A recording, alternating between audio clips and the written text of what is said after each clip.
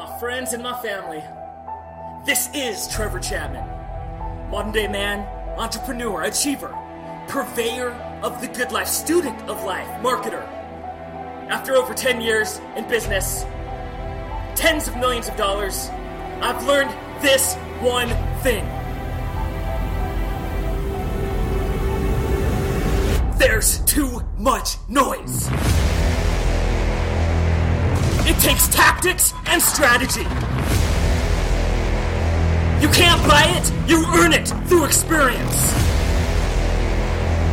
Failure after failure hones the craft. You must become a warrior. It's time to run. The experience you can't buy. You had to have earned it. It's my turn to give back and contribute. I share all of my lessons from 7 to 8 and from 8 to 9 figures.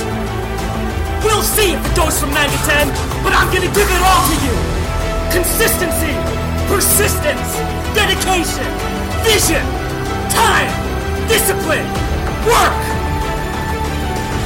I'm gonna give it all to you so that you learn from where I failed and you learn from my experience.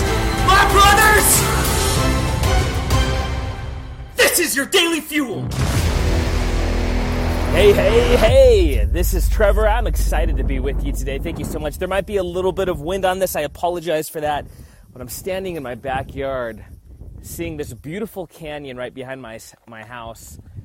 This mountain peak, mountain bikers dropping down. It's evening right now and the wind is blowing. Seasons are changing. It's a beautiful time of year. And to be honest, for me, it's a rough time of year.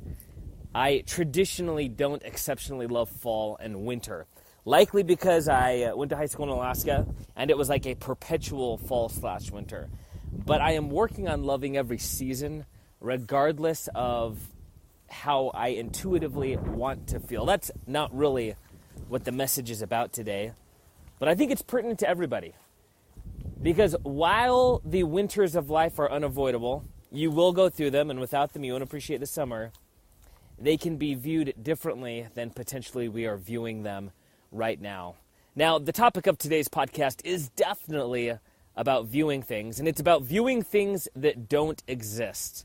For those of you that don't know my story, I'm not going to repeat it. You can find it on an earlier podcast, but I went through a really rough time, lost thousands of customers in 2008, went from believing that I was literally going to buy an island in my middle 20s to thinking that I had to get 2 jobs at Walmart because the economy collapsed and this massive sales organization and company that I had built was just swept out from underneath me, and I found myself starting over, just completely and utterly starting over. There's an article I wrote about that. You can find that on trevorchapman.com. And there are more podcasts, so to fully understand the magnitude of this, I recommend that you get up to date on my backstory, because this will resonate with you more when you understand that I'm just like you, you're just like me. I'm not an anomaly. I wasn't born into a trust fund. In fact, the exact opposite. I was born into, by the standards of my peers, fairly extreme poverty. But in that, my parents taught me how little money actually means other than the tactical uses for it. But I want to tell you a story from 2008. My wife's birthday had just happened. I gave her a guinea pig because that's all I could afford. Couldn't even get her a cage for it. And I found myself lying on my bed, this as clear as day I remember it, like it was yesterday. And I'm lying on the bed. My wife's there. She's scratching my head or something, and my son is there, and I recognize for a moment that what truly matters is this little community that I have in my life, not whether or not I became a millionaire that year or not. And that small realization, which was just some sort of chemical reaction, oxytocin was being released, as she rubbed my head, my son was crawling all over me, led to a thought. And it was a thought, and I've spoke about this too, not of what more will I do, but what will I take away? What will I no longer tolerate? Whenever you want to make lasting change, don't get more complex. Start by asking yourself the question, what will I no longer tolerate? and remove complexity from your life. Simplify it. Instead of saying, I'm going to go to the gym, I'm going to get this bank account, I'm going to do that.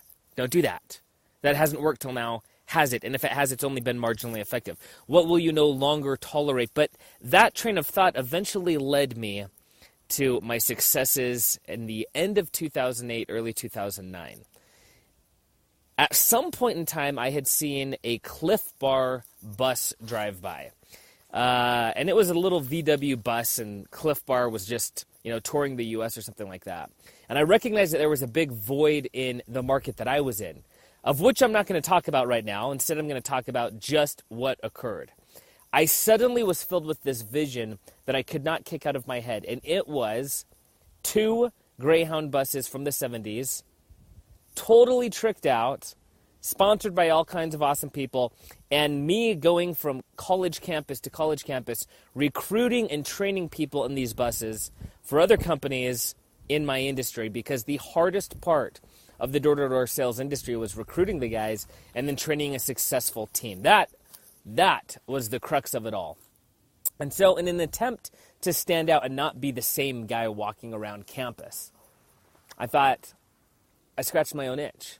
I would approach a bus like that had shag carpet, that had televisions all along the side, flat screens especially. 13 years ago, 12 or however, 2009, so 8 years ago, flat screens weren't as widely distributed as they are today. And in my head, I envisioned this bus. And I could not get it out of my mind. I could not. Despite being in the lowest of low situation, it wouldn't leave. And so instead of attempting to force it out, I let the idea take root, and I let it grow and form, and I gave it the TLC, the light, the water, the nutrition that it needed to grow into an idea that became so real for me. These buses, I'll talk more about them on another podcast. These buses became so real to me that as I called a former business associate of mine, a buddy named Paul Duncan, and described them to him, he almost bumped his head on one of the televisions, because the detail with which I described what these would be used for, the detail with which I described the sensations that we would experience when working with people in them, the detail with which I described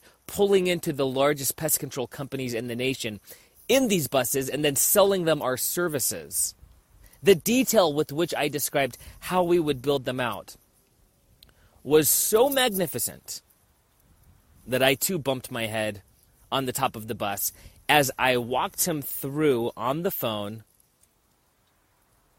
a virtual verbal tour of the bus.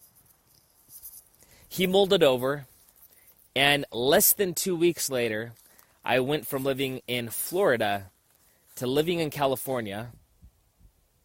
I got a $10,000 payment for services not yet rendered. I bought with Paul, who later became my business partner, 1 bus, and for a month we gutted it. Dude, buses from the 70s were built solidly, but we gutted it, we retrofitted it, we put shag carpet on the top, wood floors on the bottom. We got sponsored by Lovesac, which is a story I'll tell you about another time, a story of refusing to accept no for an answer until finally people just give you $30,000 worth of their stuff.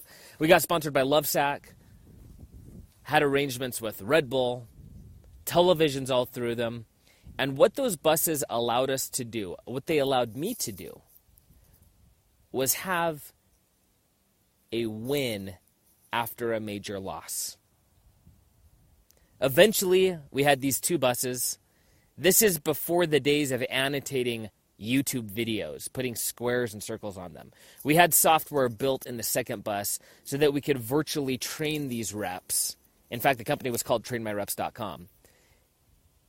And what we would do is, after we found these sales reps who wanted to be a part of what we had, because what college student doesn't want to associate with the surfer vibe, which is what these buses were, we were able to go out and sign up the largest international pest control company, which had not had a contract with a door-to-door company in over a decade, get them to commit to multiple sales teams. By the way, a sales team comprised of 10 sales reps, each of which we sold to the company, finder's fee, training fee, whatever you want to call it, for $4,000, and one team leader, which was a $10,000 buy, and they had to get them all in a package. So just one single team was massive cash. Oh, and if they required any sign-on bonuses, any cash up front, the company covered that. The reason these companies were willing to pay such an exorbitant rate was because we had created a system that no one else had ever created. Yes, the buses were amazing and they were physical. They could walk through them and say, these guys are for real. What was intangible was the software on the back end. See, in pest control, we isolated that there are only 13 concerns a homeowner can have when you attempt to sell them pest control. And we mind mapped out, that's illustrating every single combination of concerns that a customer could have. And we created the first virtual training solution on the internet, which was all proprietary to us, in which you could take someone that had zero experience, take them through 50 hours of training, and then have the virtual university culminate in an exam or test at the very end in which a live sale, like live, occurred. And on the sales rep's end, what he would see is a door-to-door rep knocking on the door, the video would pause, the timer would start. And as the person would open the door, it would all pause, and the sales rep had 5, 6, 7 choices to choose from what they would say. Based on what they said, the customer would respond a certain way. Based on what the customer said, it would then time the amount of time it took the sales rep to respond and what choice response they took. So this was a dynamic system. It was like a choose-your-own-adventure book in which you could almost get the sale, start to lose it, and then bring it back and save the sale. And it allowed us to identify where the weaknesses were in these sales reps before they ever showed up during the summer and knocked a single door. Because they were trained with such depth, we were able to sell these teams for tens of thousands of dollars per team, and the only requirement in the agreement was that these guys simply showed up. They didn't have to make a single sale. Now, I'm telling you all this, and trust me, I'm telling it to you in brevity. It was much more robust, romantic, brain-destroying. Like, it was hard work, right? It was much more all of these things than what I'm describing to you right now. But in the essence of time, what I'm trying to show you is that I went from the bottom of the barrel right back to the top because I allowed myself to consider what could be that wasn't there. I wasn't copying someone else's idea. This was original. I let it take root, and then in my mind, I allowed it to become so real that literally, when I tell you that we bumped our heads on that, as I talked with him on the phone and I walked him through the bus, I'm like, okay, step up, first step, and you see the drivers. You take a next step and you look to the left, and you've got a beautiful bamboo wood floor. The carpets are shag ceiling all across the top, and all down the left side are flat screen televisions with Xboxes, and the Xboxes are sitting on snowboards that we've created into tables that oh, watch it. You just took another step forward. You almost hit your head on blah, blah, blah. See, I could describe it in such detail, though it didn't exist, and because of that, I went from bottom of the barrel, my friends, to 6 months later, getting the contract that no other company in our industry could get. We generated something like $450,000 that first year in revenue.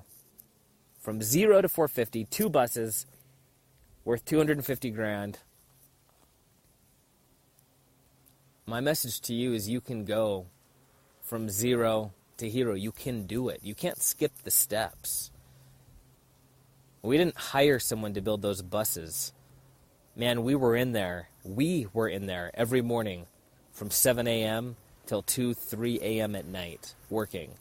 We were the ones on the phone trying to sell the pest control company. By the way, the name was Truly Nolan of the pest control company. We had many others. We were the ones that were negotiating to buy the carpet, stapling it to the roof, gluing it up there. We were the ones running the wire.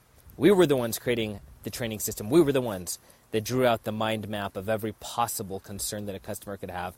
We were the ones that were writing out how we wanted the software to work. We were the ones recruiting the sales reps. We were the ones training the sales reps. We were the ones driving from college campus to college campus, signing the contracts with them, and then we were the ones that made sure they arrived and continued to train them in the field, which, by the way, was an upsell.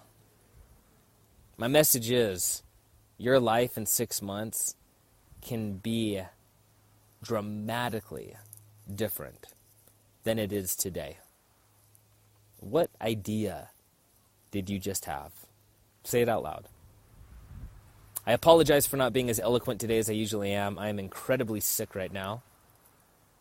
But I couldn't go a day without communicating with you guys because so much of what I value in my life today I attribute to people who, when they were sick, shared with me. And it's my privilege, obligation, and honor to now share with you. Please, if this helped you, share it with someone that could use it, someone who's in the early phases, who may be slightly overwhelmed with what the next 6 months have in store. And realize that while you do see the end result, it's the daily, tiny wins that get you there. Replacing the door handle on the bus, ripping out that seat, realizing that there aren't just 12 objections in pest control, but 13. It's the small things that get you there. All my love, all my respect, friends. Until tomorrow, Trevor out.